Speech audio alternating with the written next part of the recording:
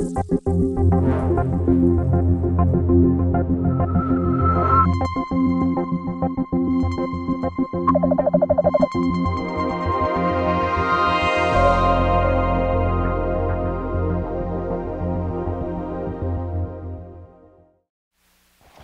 welcome along, ladies and gentlemen, to your weekly SETI seminar series talk. Today we're joined by Dr. Stefan Funk.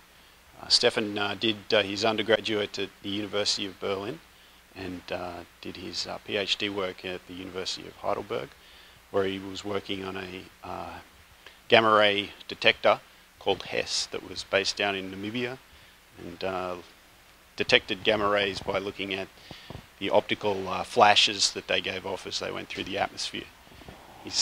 He went to Stanford to do his postdoc in 2006, and he's now an assistant professor, I should get that right, at SLAC in Stanford.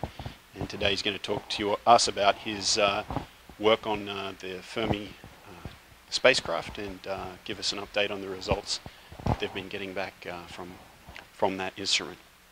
Thanks very much, Steph. So thanks for inviting me and giving me the opportunity to talk to you about first results from the Fermi-LAT Gamma-ray satellite.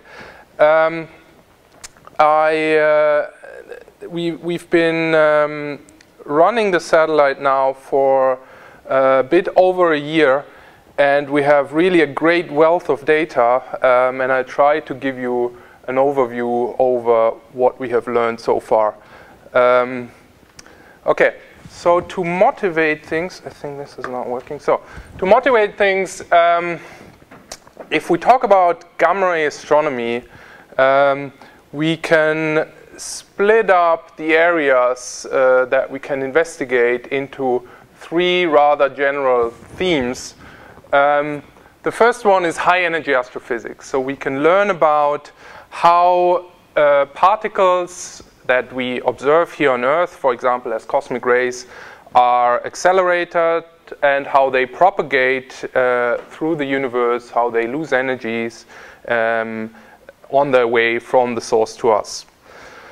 Second thing that we can do is we can do astroparticle physics, so really do try to answer particle physics questions using particles from space.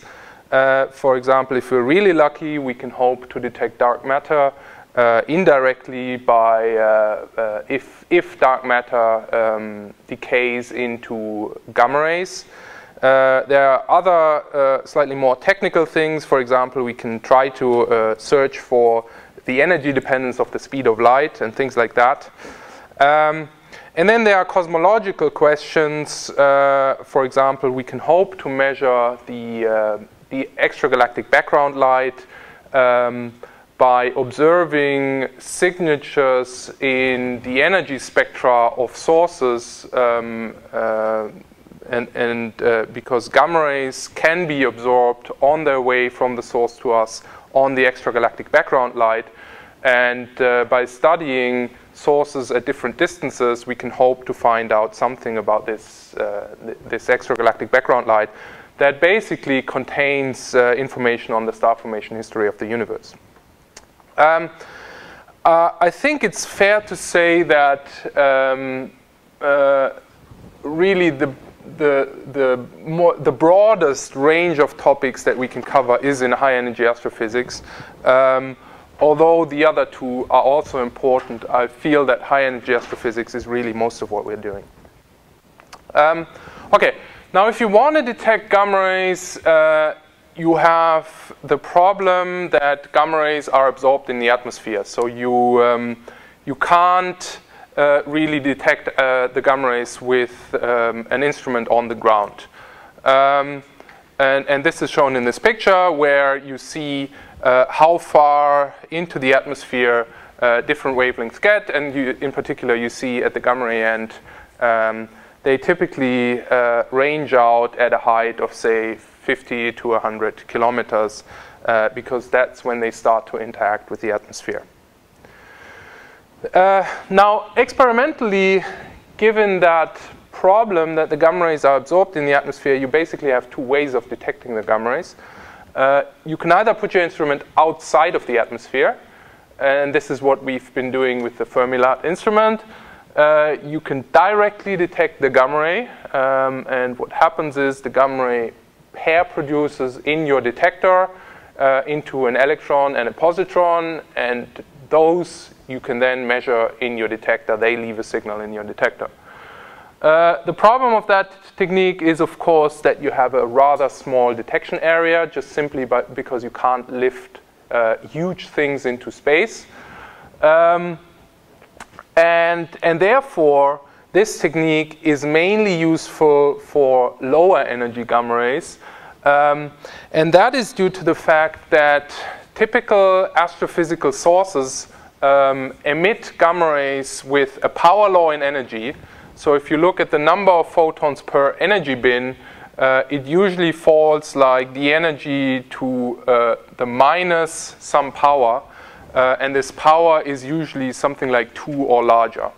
So you have very many low energy photons and very few high energy photons. And therefore, if you have a small detection area, you are not really sensitive to the high energy photons, just because the chance of those photons hitting your detector is not very big. So that's why people invented this second technique, the interaction of the particle shower with the atmosphere. In that case, you can put your particle detector on the ground because you don't measure the primary gamma ray, but you either measure the particles, the individual particles that get created in the interaction of the gamma ray with the atmosphere. So you can put particle detectors on the ground. Instruments like Milagro, for example, are doing this. Or what turned out to be quite a bit more sensitive is you can try to detect the strength of light that gets produced when the interaction products of the gamma ray with the atmosphere, so the particles in this particle shower, electrons and positrons, move through the atmosphere faster than the speed of light in the atmosphere and produce strength of light. And this is just optical light that you can detect with your usual optical telescope. It has to have some special properties, but this is the basic technique. And the nice thing is this can provide really big detection areas as opposed to this one, and therefore this technique is suitable for high energy gamma rays. In this talk, I will solely focus on this one, but I just wanted to let you know that these are the two ways of detecting gamma rays, and they are really complementary. These are for what we call low energy gamma rays. These are for what we call high energy gamma rays. Okay.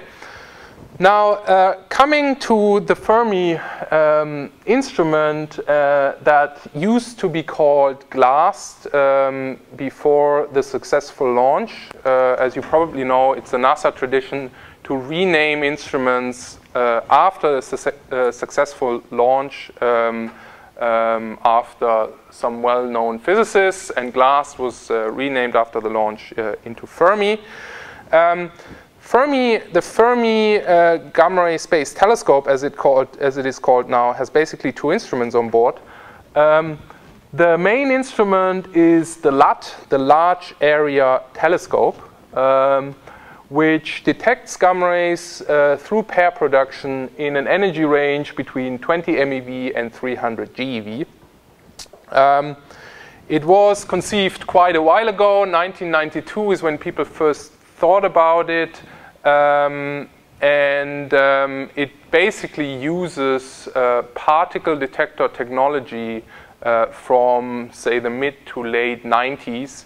The concept was approved in 1999, and we launched last year. So that you probably know that. That gives you a feeling about how long things take to put them into orbit. The second instrument is basically a small add-on. It is the so-called gamma ray burst monitor, and its main purpose is to detect gamma ray bursts. The main energy output of gamma ray burst is in the keV range, so it is sensitive between 8 keV and 30 MeV. And what it does is it really observes more or less the whole sky, and if it detects a gamma ray burst, it basically tells the LAT to point to that gamma ray burst as quickly as possible. But really the main instrument of the mission is the Large Area Telescope, and this is what I'll mostly be talking about today. Okay, the Fermi-LAT Collaboration is basically a collaboration of 5 countries. France, Italy, Japan, Sweden, and then the main contributor have been the United States. 2 funding agencies are involved. Most of the money for the instrument came from NASA, but the Department of Energy was also heavily involved. And for example, at SLAC, the instrument was finally assembled and tested. And it is really a nice collaboration between astrophysicists that come from the NASA tradition and particle physicists that come to the instrument through the Department of Energy tradition. We have about 400 members, and that includes some people that are affiliated scientists, plus a lot of postdocs and PhD students. Now, given that SLAC was heavily involved, the Fermi-LAT is basically a particle detector flown in space. So I briefly want to go over how we detect the gamma ray.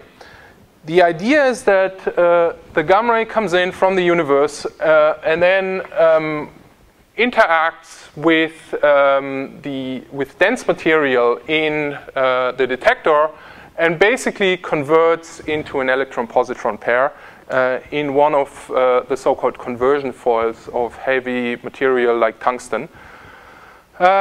And then there are 2 main detectors that detect this electron-positron pair. One of them is the so-called tracker, which basically measures the direction of the electron-positron pair. And through measuring the direction of the electron-positron pair, we can determine the direction of the incident gamma ray. And then the second detector is the so-called calorimeter, which sits basically underneath the tracker and is used to determine the energy of the electron and positron and therefore reconstruct the energy of the incident gamma ray. In addition to that, we have what is called the anti-coincidence shield, and that we use to reject the predominant background of charged particles. So that anti-coincidence shield basically gives a signal if a charged particle goes through. It doesn't give a signal if a gamma ray comes through. So we use that as an anti-coincidence to reject charged particles, mostly protons. Okay, now if we talk about flux sensitivity, and that is shown here. So flux sensitivity on the y-axis and energy on the x-axis, there are several things that you can note.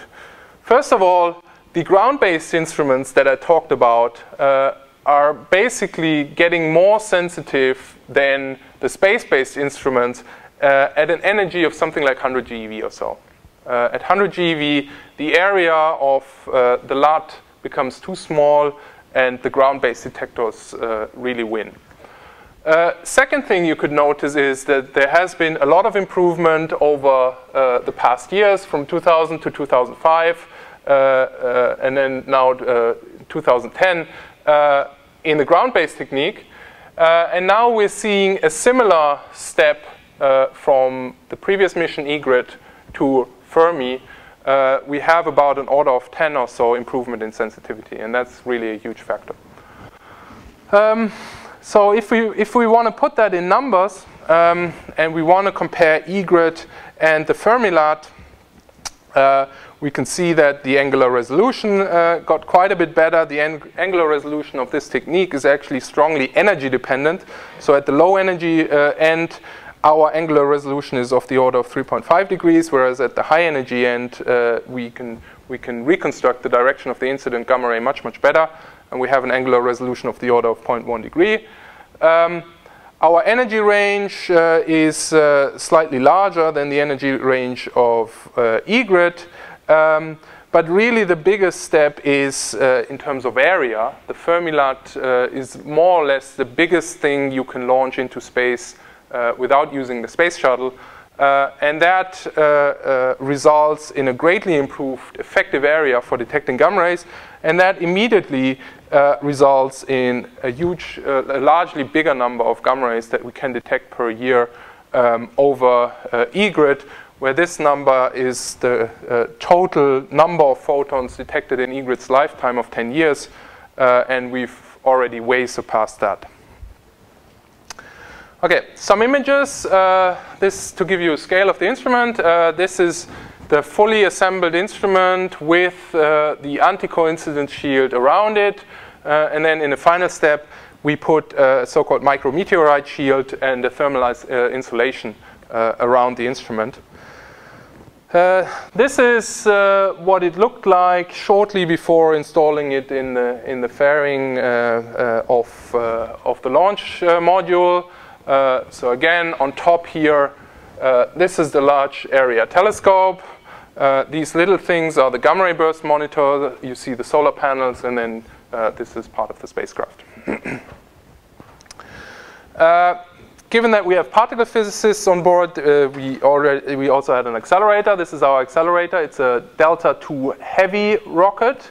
Heavy, so you can lift heavier things. And so we had these additional boosters down there. And we launched from Cape Canaveral on the 11th of June 2008 into a circular orbit. The altitude is 565 kilometers above the ground. And it takes us about 1.5 hours to go around the Earth once. Okay, after 20 seconds, this is what it looked like. And me, as being new to satellite experiments, I thought the whole thing had exploded on the launch pad. But luckily, it came up. These are a few last pictures. And then, basically, since then, it is in orbit and taking data. So the first thing we looked at when we were in orbit were the trigger rates. The total trigger rate is something like 3 kilohertz, although it is strongly dominated by orbital modulation. So I don't know if you can see this. Here the rate is 1,600 hertz, and up there at the peak it's 4,000 hertz. And this modulation is due to the fact that the South Atlantic anomaly, the area of an increased number of trapped charged particles in the upper layers of the Earth's atmosphere above the South Atlantic is basically within our orbit. We have to reduce this total trigger rate of 3 kilohertz to something like 450 hertz because just our downlink rate that we get from NASA is of the order of 450 hertz. So we can't send all those 3 kilohertz to the ground. So we have some very coarse gamma ray filter on the instrument. So we remove some of the background already in orbit. And then what we downlink is basically most of what what satisfies these very coarse gamma ray conditions. We also have what is called a diagnostic filter, where we send just a small fraction of our background down to the ground so we can diagnose the instrument with the background. And then we also have a heavy ion filter. So this is shown here. This is what we send to the ground, and you still see that it's heavily dominated by this orbital modulation. So there's still significant charged particle background in there. If we then on the ground apply our really sophisticated gamma ray cuts, we get something like 1 hertz. This is the rate of gamma rays that we detect. There's still some background contamination that you see by this little bump, but this is roughly the gamma ray rate that we have. Some of the key properties of the instruments are shown on this slide. One thing I already mentioned, if you look at the point spread function as a function of energy, so here's 100 MeV and then 20 MeV where we start to observe is here, and this is 10 GeV. You see that it's strongly, it's the point spread function, so the way we can reconstruct the direction of the gamma ray strongly depends on the energy of the gamma ray, and it only really gets below, say, 0.1 degree, somewhere above 3 to 5 GeV. The effective area is of the order of 1 square meter. Again, this is a big improvement over previous instruments. And then the other really important thing about the LAT is its field of view. So the LAT basically sees 20% of the sky at any given moment. So within 100 seconds, this is the part of the sky that we cover. Within one orbit, we really see most of the sky, although there's a small hole. And within 2 orbits, we basically fill that hole. We have some rocking that we do above and below the orbital plane to really try to even out the exposure to the whole sky. And then within 1 day and 1 year, this is what you get. So the observing strategy is to try to maximize an even exposure over the whole sky. And really important is the fact that we have such a large field of view, so this is very good for looking at transient phenomena in the universe. But I'll get to that. Okay, timeline, just to give you a rough idea, we had about 60 days, this is shown here, where we did instrument checkout, calibration, we tested everything. And then since launch plus 60 day, we are basically in a sky survey mode where we try to even the exposure of the whole sky. After 12 months, and that has already passed now, we basically released all our data. So if any of you is interested in doing gamma ray astronomy, you can just download our gamma ray photons. You have all the information, the direction, the energy, everything, and you can go ahead and do data analysis. Okay, so now let's look at the data. So this is what the EGRET Sky, so the previous instrument in that energy band, looked like after 5 years of the mission.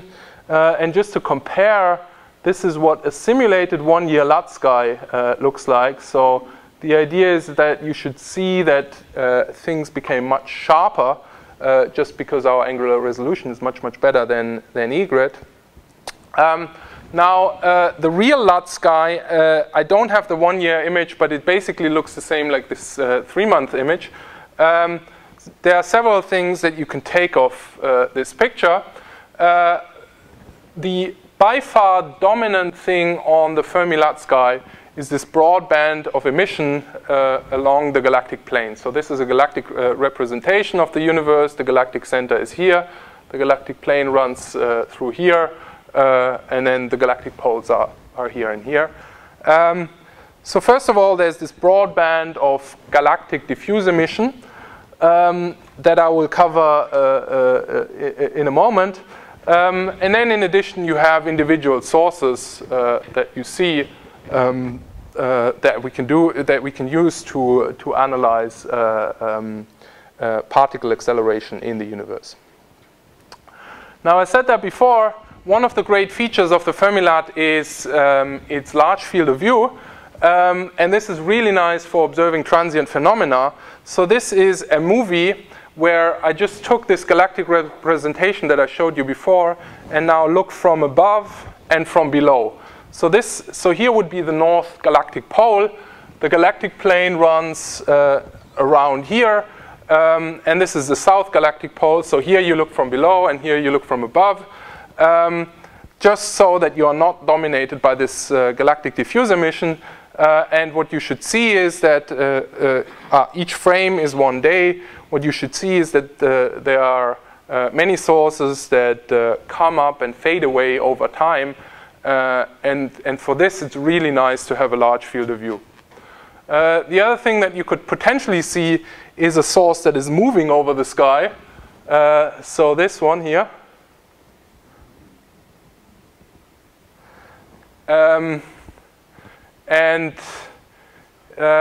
Does anybody know what that is? The sun. Very good. It's the sun. So the sun is emitting gamma rays in the Fermi-LAT energy band. And of course, it's close enough so that it moves across the sky in this 3-month period. Okay. Now, I briefly want to mention the main contributions to the Fermi Gamma-ray Sky. So this is the whole sky of photons above 100 MeV.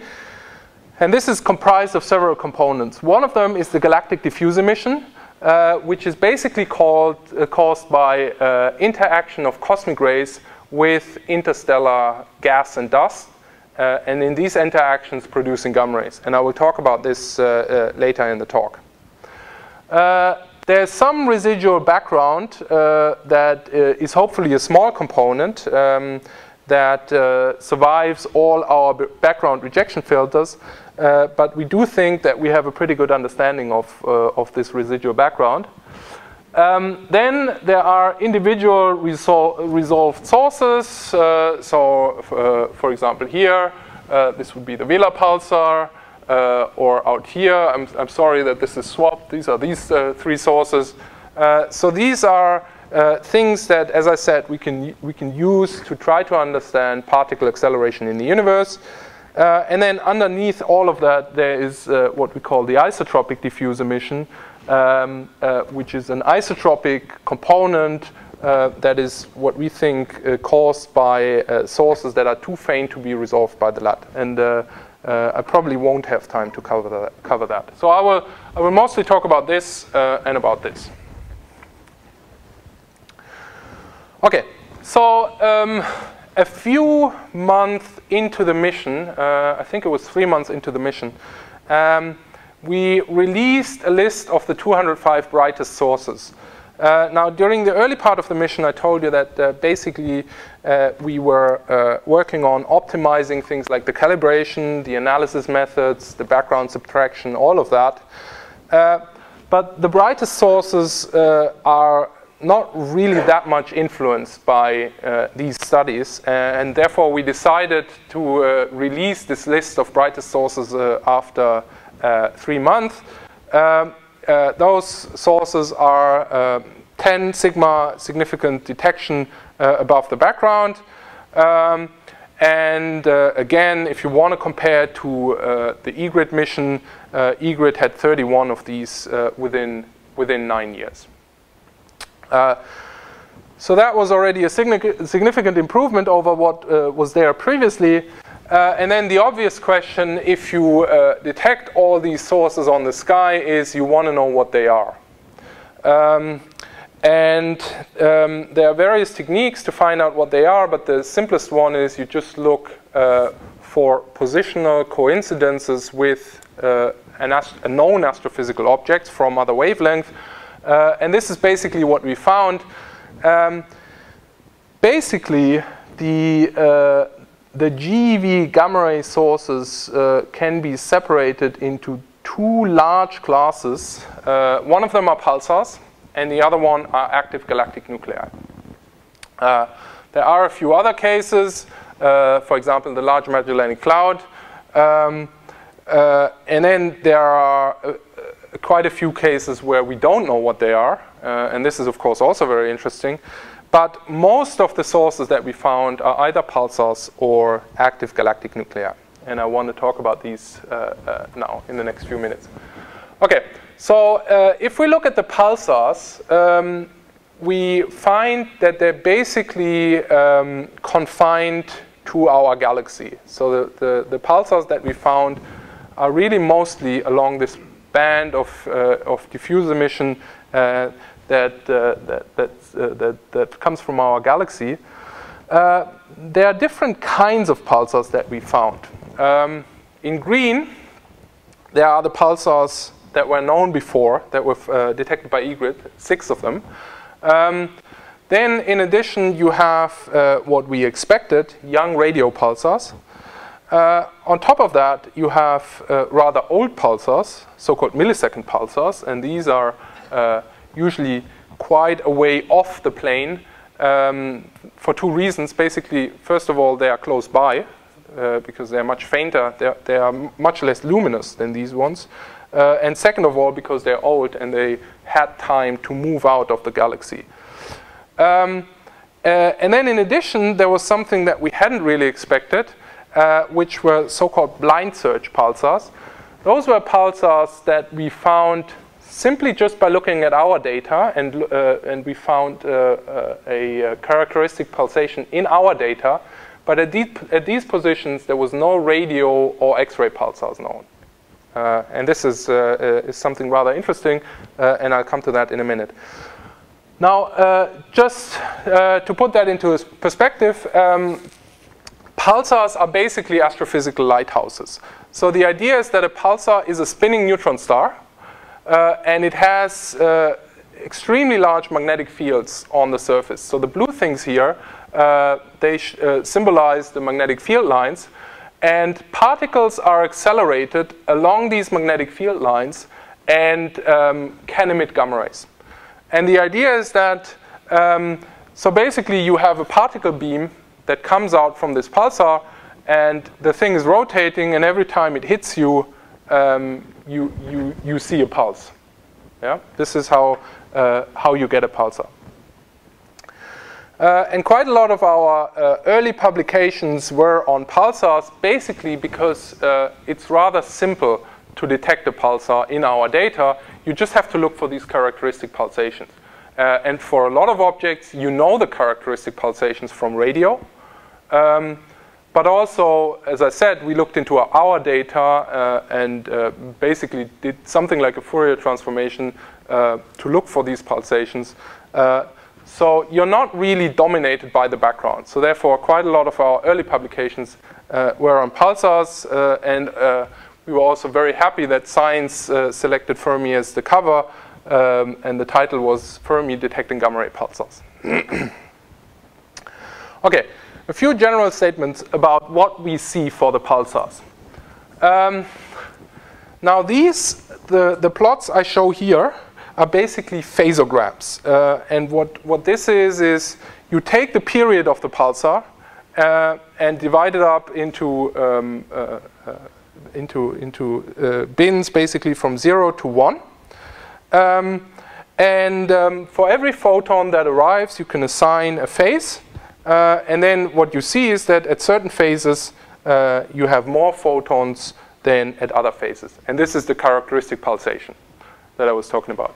Now, if you compare the pulsation that we see in the gamma-ray band to the pulsation that is very often known from radio, you find that basically the gamma-ray pulses usually have 2 peaks.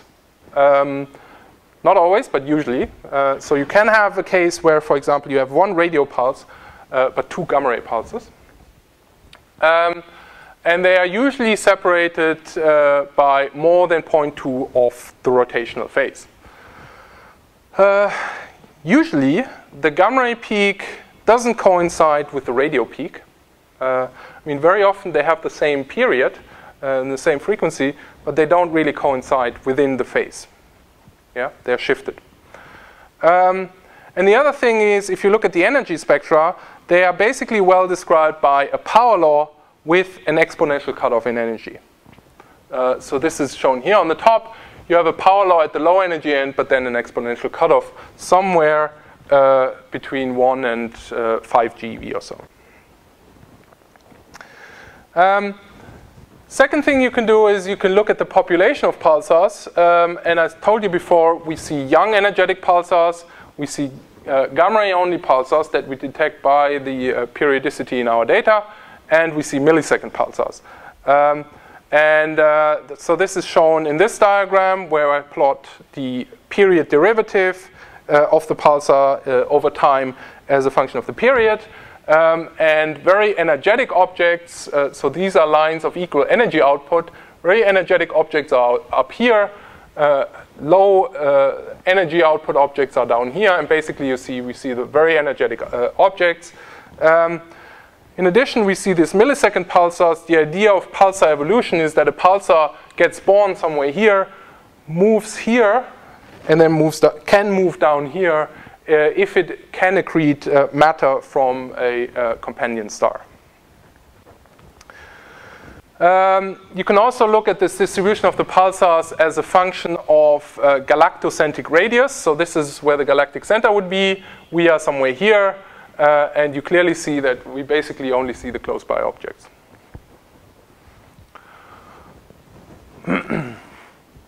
Okay, so just to describe one of the objects that we found with this blind search technique, we found a gamma-ray pulsar in the supernova remnant CTA1. This was basically the first Fermi-LAT science paper that was based on real data.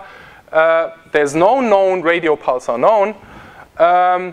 And based on what we could extract from the data, we could determine basically the age of the pulsar. It's pretty young, and the energetic. It's pretty energetic, and also we could calculate how much if we compare the total energy output of the pulsar to the output that goes into gamma ray, we see that quite a large fraction of the total energy output is actually put into gamma rays.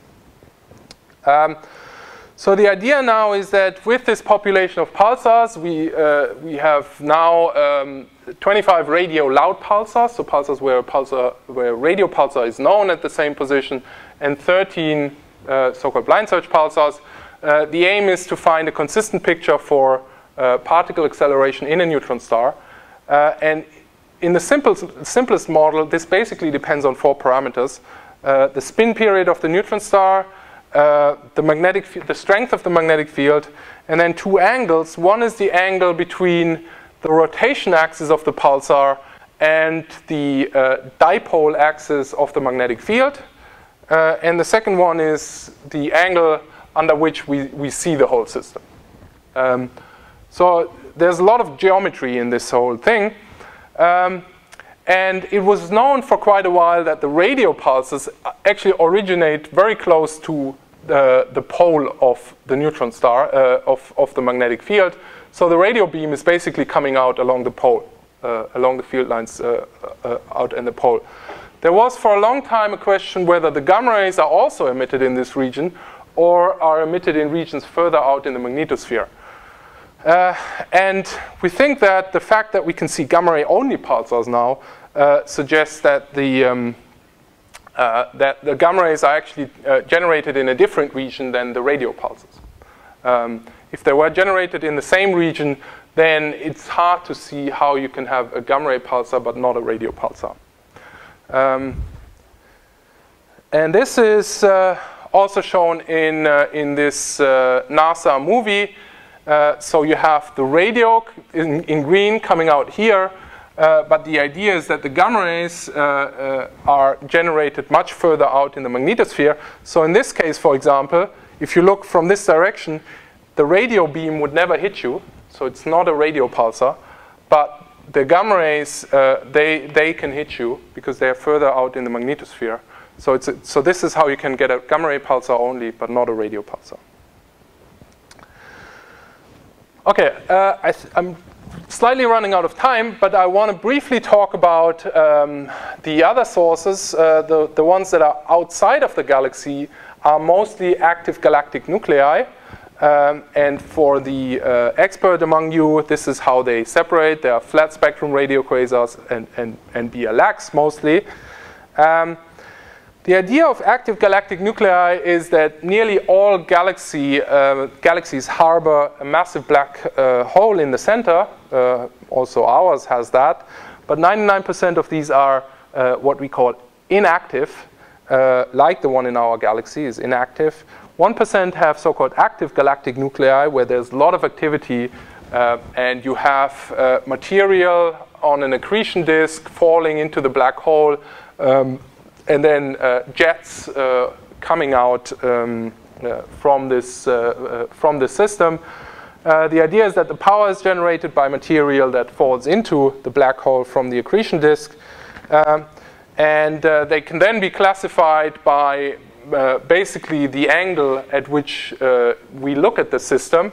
So blazars, that is flat spectrum radio quasars, and BLX, which are the system we see, are basically those systems where we look directly in the jet. And so there are many open questions for these systems, and we basically now just start to find out what we can do with these systems. One of the important things in particular for these systems, because they are really time variable, is that, as I said, we see a large fraction of the whole sky at any given moment. And by that, we are a perfect tool to alert instrument at other wavelengths if something interesting is happening. So this is just an example of a light curve that we took for one of the objects that is 10 billion light years away. And you see it on one day, it's basically very faint, and then on the next day, it's becoming extremely bright, and that is shown here. And so there are lots of studies going on at the moment where we look at the object. Well, we basically look at the object anyway, but we alert other instruments, X-ray satellites, radio instruments to look at the object if something interesting happens. Okay, let me briefly skip this and talk about the gamma-ray burst detections. So I told you that gamma-ray bursts are, of course, extremely important to look at. We want to find out what are these gamma-ray bursts, how do they generate energies, and what are the progenitors, for example. And therefore, we have this additional instruments, the gamma-ray burst monitor, that alerts the LAT if a gamma-ray burst goes off. So far, we had 290 detections of gamma-ray bursts within this gamma-ray burst monitor. So we see about 0.7 per day. 11 of these we were able to detect with the LAT. So that's about a rate of 9 per year. So that already tells you that a lot of these basically put a lot of power into the energy range that the GBM covers, 8 GeV to 20 MeV, but are just too faint to see with the LAT.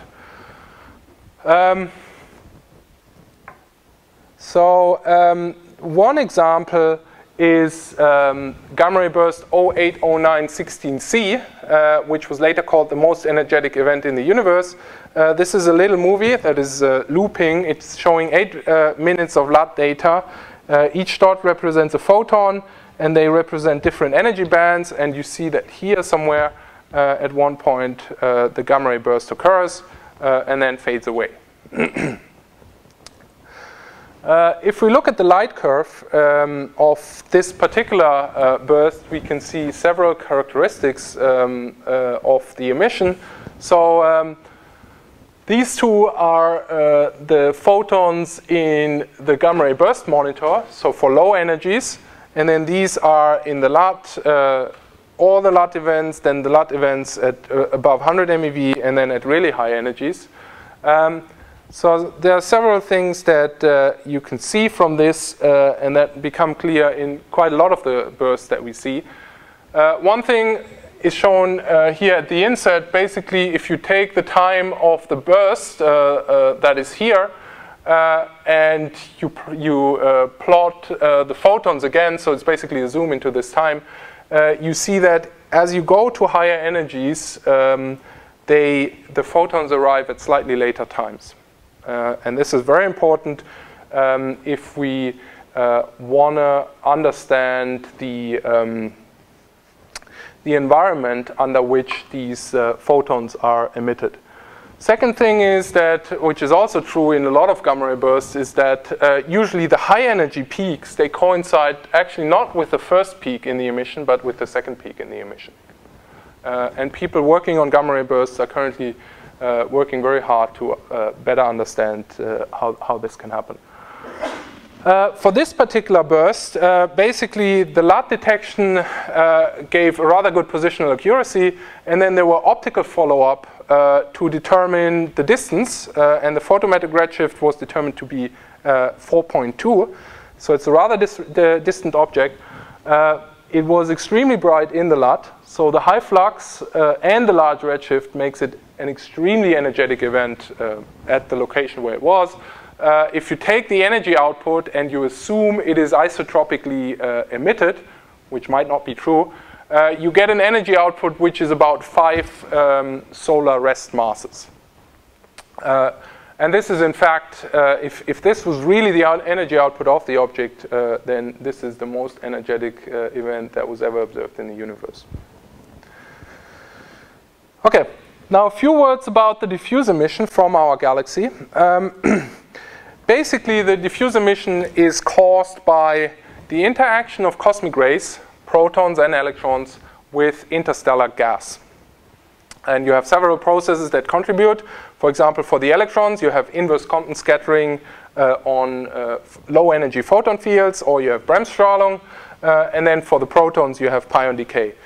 Now, if we know the gas distribution in 3D in our galaxy, and if we know the cosmic ray distribution in 3D, or maybe you can say 4D, because we also need the energy, then we can perfectly predict what this emission should look like. Now, of course, these are both big ifs. We neither know perfectly the three-dimensional gas distribution in our galaxy, nor do we know the four-dimensional cosmic ray distribution in our galaxy, but at least we can try.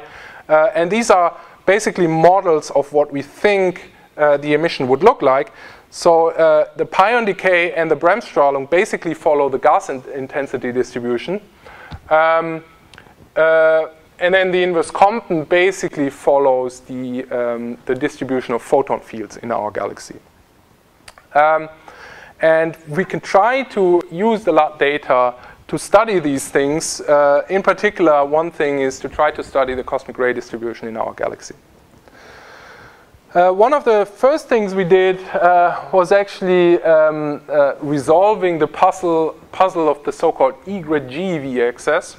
So when you look at the energy spectrum, so that's the flux, the diffuse gamma-ray flux as a function of energy, that was seen by EGRET in these red points, and you compare it to any reasonable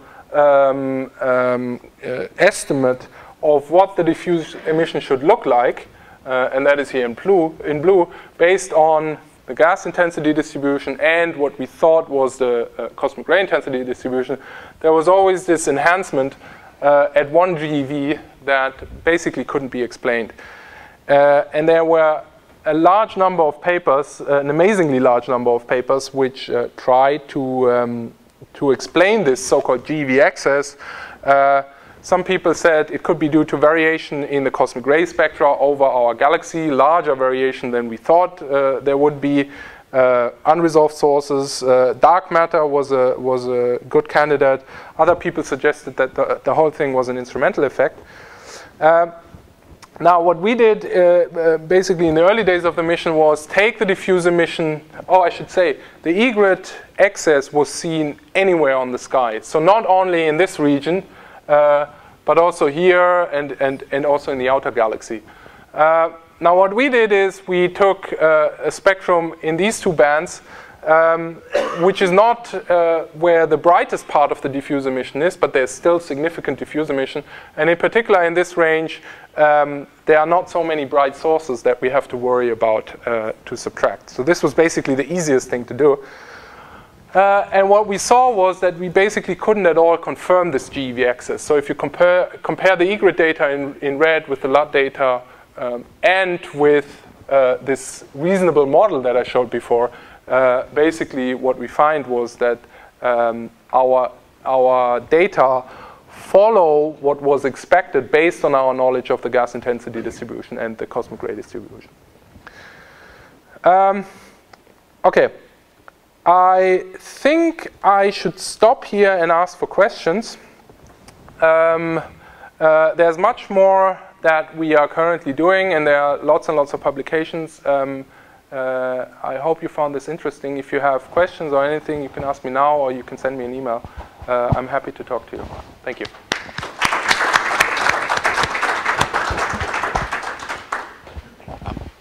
Thanks very much, Stefan.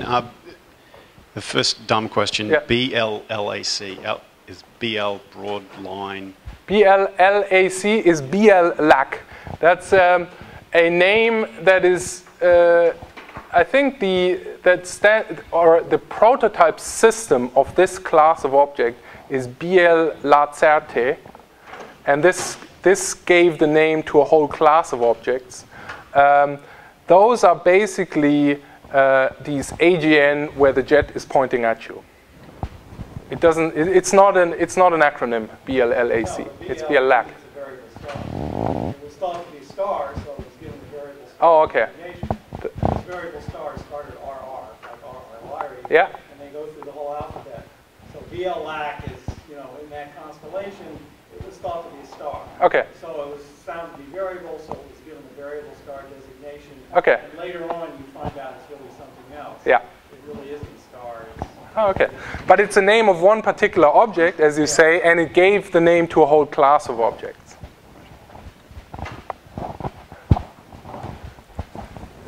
I'm assuming that gamma rays are too high energy to use things like grazing incidence spectrometers like you do with X-rays. That is correct. Yeah, yes. so you can't really try to focus. I mean, there's no real ability to focus gamma rays then. That is correct. Yeah. Do I need to repeat the question? No. If he has a microphone, it's fine. Okay. Yeah, that is correct. Really, the only way of dealing with these high energy gamma rays is to use the same technique that people have been using in particle physics for a long time, and that is basically to look for pair production of the gamma ray, and that is their dominant loss mechanism in this energy range. So that's basically what they do. They pair produce, and then the electron-positron pair you can detect quite well. What is the source of the pions here? Is that okay? Yeah.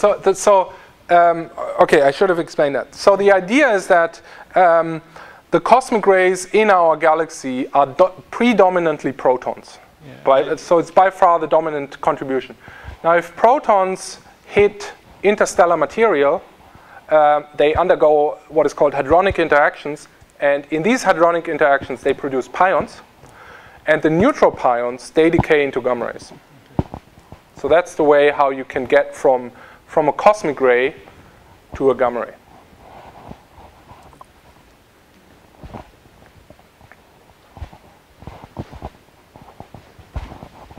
Two questions. One, what range of pulsar periods can you detect? And secondly, can you detect individual pulsar pulses with sufficient signal noise to determine pulse structure in individual pulses? Yes, okay. So the periods we are sensitive to, let me show you this image again. It's basically here. So this is the period in seconds. So here would be 1 second. You see that we are somewhere between 0.01 second and 1 second, I would say. That's roughly the rate. Okay. For these pulsars, and then we see the millisecond pulsars. So that would be, let's say, from millisecond to second or something like that. For the Vela pulsar, for example, we have sufficient statistic that we can look into the pulse structure. Yes, indeed, and that's something we're currently doing. Yeah, but individual pulses, a single pulse. Can you? Single pulses, no, that we can't do.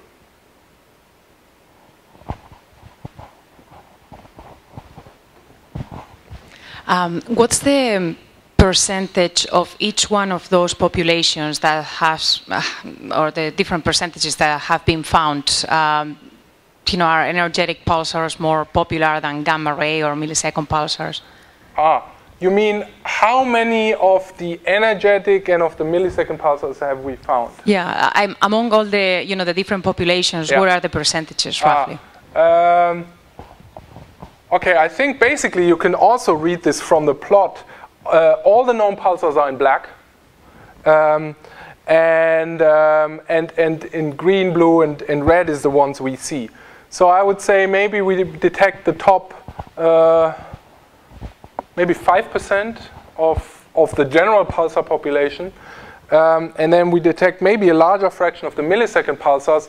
But the problem is there are, of course, huge observational biases in the black points. So it might be that it's just harder to detect the millisecond pulsars in general. But that gives you an idea of the numbers. I have one more question, yes. Stefan. So what, you mentioned one thing there that you are looking forward to doing in the future. What are some of the other stuff that you're working on, the team's working on, and that you expect to see in the future? Okay, so one important thing is, of course, to try to look for a signal from dark matter decay.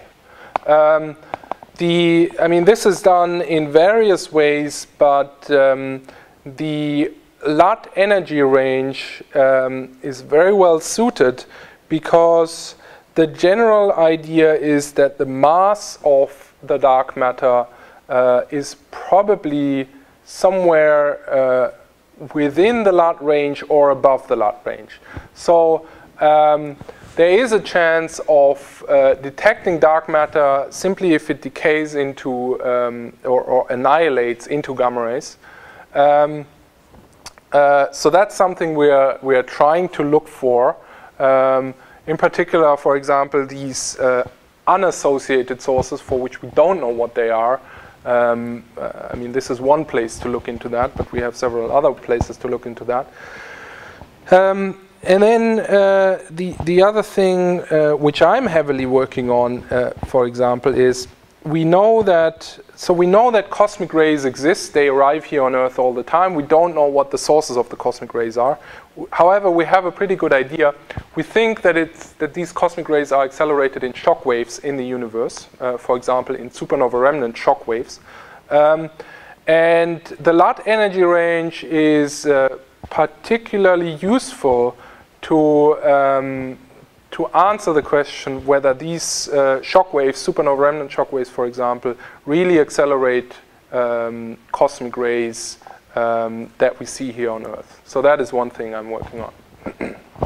And with respect to the dark matter, would that be dark matter in our universe, in our galaxy that we'd be detecting, or this could be extra galactic? It could be either.